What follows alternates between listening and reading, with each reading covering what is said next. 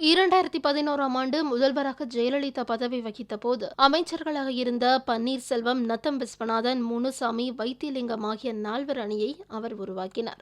அவர்களின் ஆலோசனைப்படி கட்சியில் மாற்றங்கள் செய்யப்பட்டன. பின்னர் 2014ஆம் ஆண்டு முனுசாமி கலற்றிவிடப்பட்டு அமைச்சர் பழனியப்பன் கூடுதலாக சேர்க்கப்பட்டார்.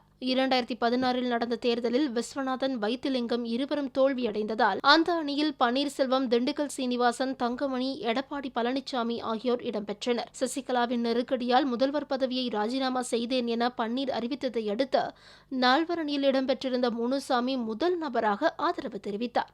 பொருளாளர் பதவி திண்டுக்கல் சீனிவாசனுக்கு வழங்கப்பட்டதால் அம்மாவட்டத்தில் எதிரும் புதிருமாக செயல்பட்டு வந்த விஸ்வநாதன் பன்னீருக்கு ஆதரவு கரம் நீட்டியுள்ளார். முன்னாள் அமைச்சரும் ராஜ்யசபா எம்பியுமான வைத்திலிங்கம் பன்னீர்செல்வத்தின் பக்கம் செல்லவும் அதிக வாய்ப்பு உள்ளது.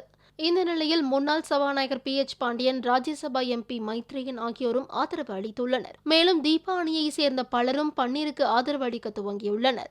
சசிகலாவிற்கு எதிராக தீபா மட்டும் போர்க்குடி தூக்கிய நிலையில் தற்போது பன்னீர்செல்வம் தலைமையிலான நால்வர் அணியும் களம் இறங்கியுள்ளதால் அதிமுக தொண்டர்கள் மகிழ்ச்சியில் உள்ளனர்.